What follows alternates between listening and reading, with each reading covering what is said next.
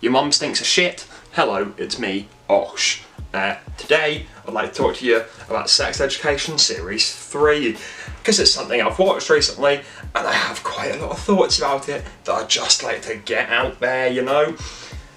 So I'll start off with the first few minutes of this, just with a little non-spoiler review for you all, and then I'll tell you when I start talking about the spoilers. I think Sex Education Series 3 was brilliant. Its cinematography has been the best it has ever been. I think it has an insanely good storyline. I think all the things they touch upon in this series they do very well, without making it seem like a huge deal. They do it sort of quite naturally. I think a lot of the characters they introduce I really like, especially Cal Bowman, I think the character's name is.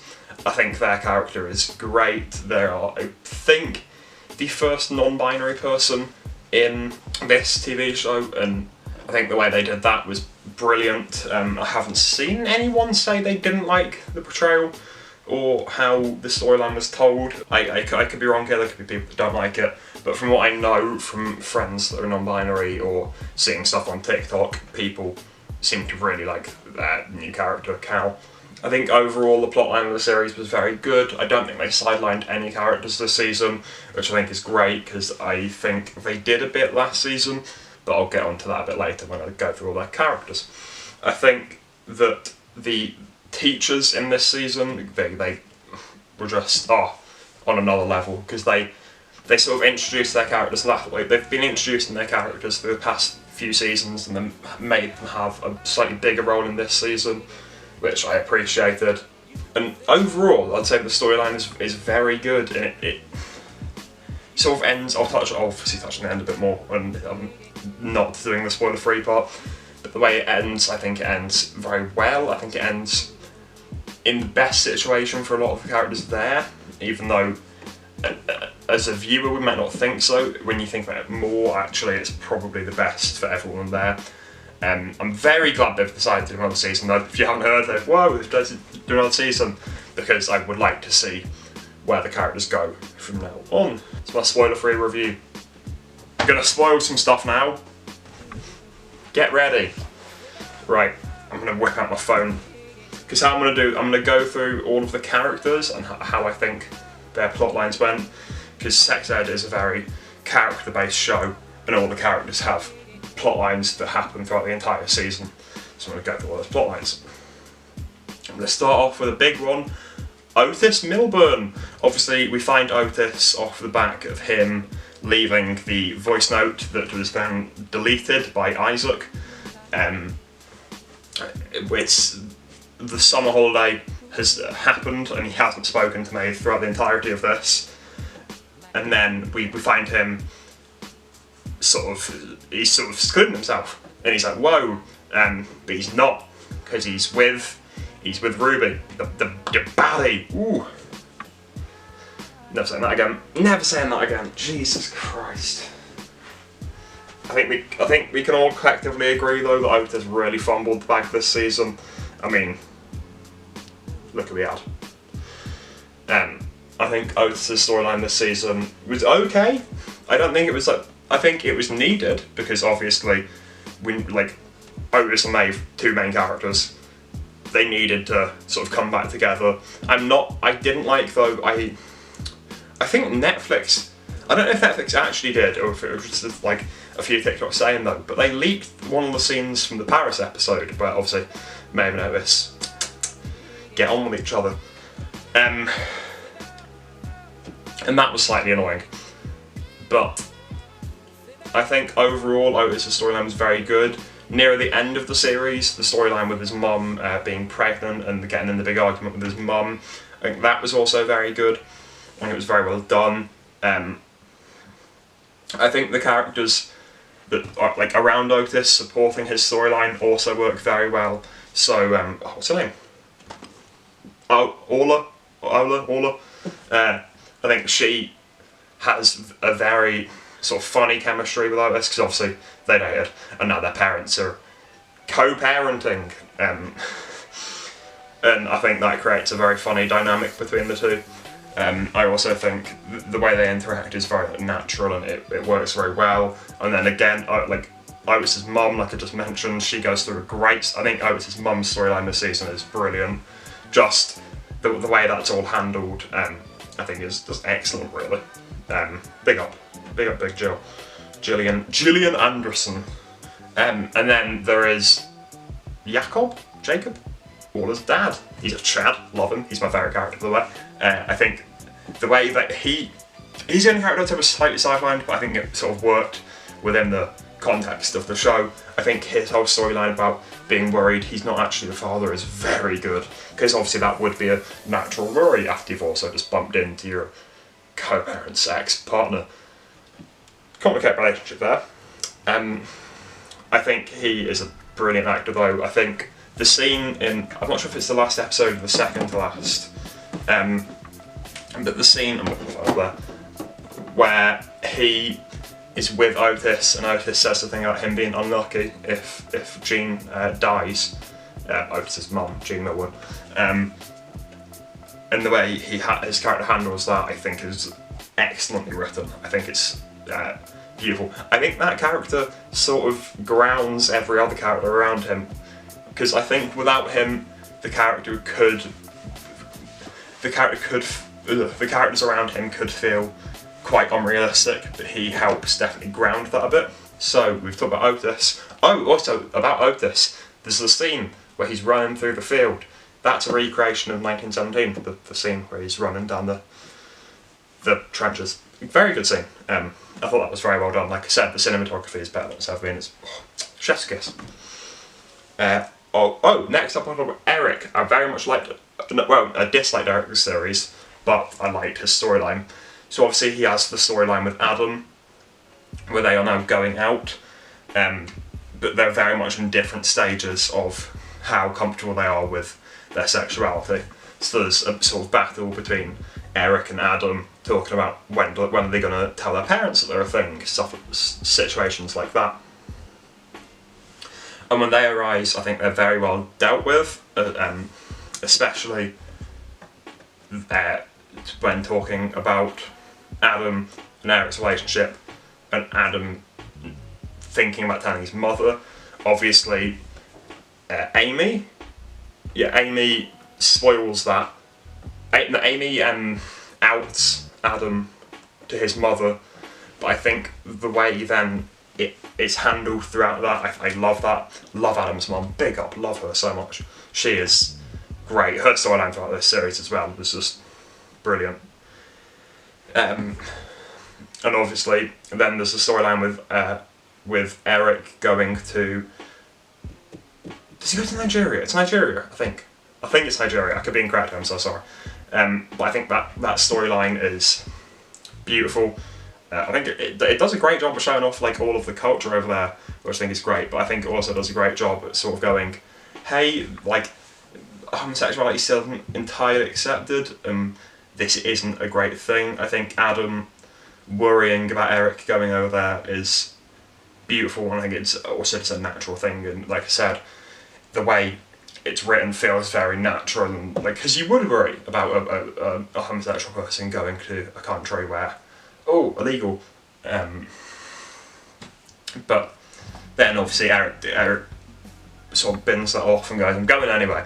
And then he bumps into someone at the wedding who is also gay, and they go to this nightclub and they kiss. Fuck you, Eric. Fuck you. And then there's obviously how Eric deals with, I've just cheated on my partner, do I tell him, do I not? And then there's the really sad scene in the last episode where Adam's like, I think we're breaking up now, aren't we? And they're on like the bridge on their bikes. It's hurts. I think they both do an amazing job acting. They're actors, they should, but very well cast. I think Adam is very well cast, like I just said. Yes, I love those two characters very much. And then on top of that, Adam's character, we're shifting characters here. Adam's character has like a sort of second storyline about his dad sort of leaving and how he's dealing with that, which leads up to the thing at the end of the dog show. I don't know what you'd call it. I think the whole dog show scene is beautiful, and Adam and his mum, the two of the actors there are amazing, and the whole thing about please don't tell Dad I didn't win a proper prize is beautiful. And then talking about Adam's dad's storyline is also beautiful. The way it's sort of him overcoming his trauma and sort of realising why he is the way he is, I think is beautiful. I think his redemption in this story is amazing. I think like the way they do that is obviously quite clever, because he bumps into Gene Milburn and they obviously have the big therapy session, and I think it's just 10 out of 10. Love his storyline. Maeve in this season, we haven't talked about Maeve yet. Whoa, she's one of the main characters. Maeve in this season, love Maeve. I think her story, I think her storyline was very good, but I think the way she acted, what a bitch. Fuck you, Maeve. But I can also, it's very understandable, like why she would be annoyed about the whole money situation and how she is sort of stuck in between the two worlds with Isaac and Otis, and then on top of that she's also struggling because of the situation with her mum, which I think is so well done and beautifully handled, because that could have been slightly insensitive or whatever, but I think the way they did it was great. I think Maeve's actress is very mature when doing those scenes, and she handles it well. And I think also Maeve's mum's actress, I think she doesn't get enough credit. She doesn't get the credit she deserves. She's also very good in this season. Oh, you know what I'll talk about next? When linking to Maeve, I'll talk about Amy. Amy, again, throughout the season, the sexual assault storyline sort of comes back, and it's how actually, even though we thought she was over it, she's not entirely over it, and she still struggles to have any sort of sexual relationship with her boyfriend. And I think the way it's handled is it's sort of handled very sensitively and lovely. And then there's a whole thing with her sort of coming to terms with her. I'm not sure if sexuality is the word here. I don't mean sexuality as in like gay or straight. I mean like sexuality is enjoying sex again, or just getting to terms with her body and feeling normal in her own body. So there's obviously the whole thing with all vulvas are unique and making the cupcakes. And I think that storyline is beautiful, because it is, it's something that should be thought but isn't, which obviously is sort of the whole point of the show. And I think that's very well done. Moving on now to Jackson. I'll do three more characters. I do Jackson, Lily, and then Ruby, and we'll end this. Jackson, storyline in this was beautiful. He also sort of struggled, I think, with his sexuality closer to the end, but also he struggled with self-worth a lot during this season, which I think was a really interesting topic to step up to. Obviously after last season, I was a bit annoyed last season because I very much thought his sort of self-harm thing got quite sidelined, like his self-harm and depression, but obviously leading off the back of that we got this storyline, which I think worked a lot more, and then obviously they brought in Cal to sort of help him, him being Jackson, help him through the struggles that he was going with, and they work very well as a team.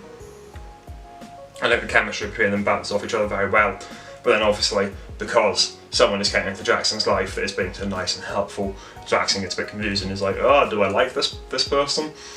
So then there's a storyline of Jackson questioning his sexuality, and obviously Jackson has two mums, so there's a lovely scene where he goes to one of them and asks them some for reassurance and stuff, and it's beautiful. And I think Jackson's storyline is also just great. There's not a flop of a storyline this season, I don't think. No, they're I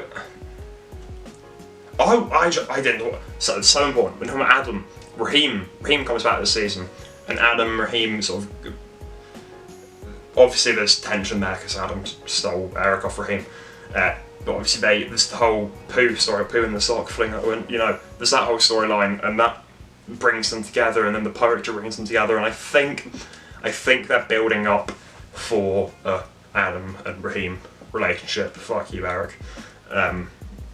And I think that whole story was beautiful. Raheem's actor is, he's pretty good, but I think some of his lines come off as a bit corny. I think that's sort of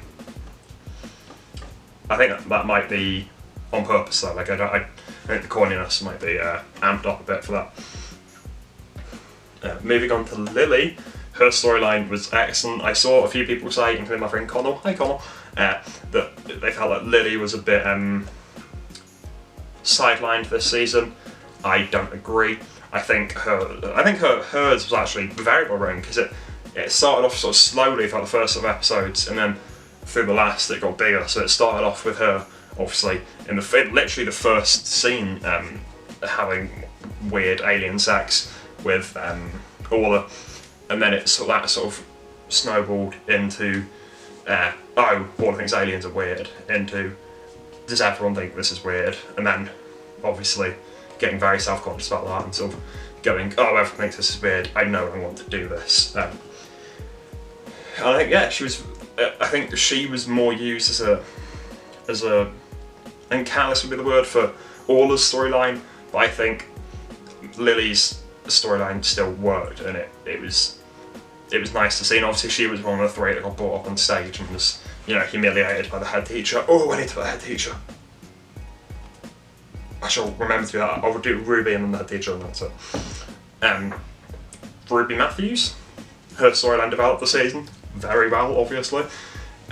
She started off the season dating Otis, and then obviously after Otis found out that Maeve still has feelings, that got very complicated, and there was the whole situation with her saying I love you to Otis and him not saying it back, and we see how her character sort of reacts to that. And I think from what we saw of her character the past seasons, her sort of putting on a brave face is exactly what a character would do.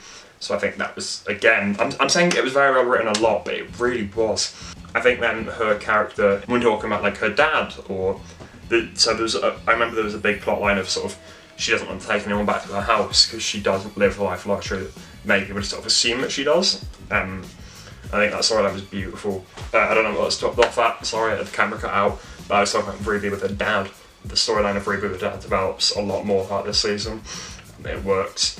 And it's also quite funny, because it's obviously quite a serious topic, but there's quite some sort of comedic relief with him obviously smoking weed, which is sort of funny. It touched upon like using drugs as a medicinal, which fair enough. I think that's an interesting topic which they might go into more. I don't know if they will though, but I think it'd be interesting if they did. I'd quite like that. Oh, and then finally, the head teacher this season. What a bitch. What a bitch. But because we all think that, that's how you know it was brilliantly acted. I wasn't necessarily the hugest fan of trying to give a redemption thing with the child. But also I don't think, I hear that a lot, but I don't think it was necessarily a redemption thing. I think it was more, and sort of to show you don't know what's going on behind the scenes with everyone. Like you could pick the biggest cunt you know, and behind the scenes they could be having an awful time and you don't know. I think that's what I was trying to highlight more than let's redeem this person after they've just been a horrible bitch.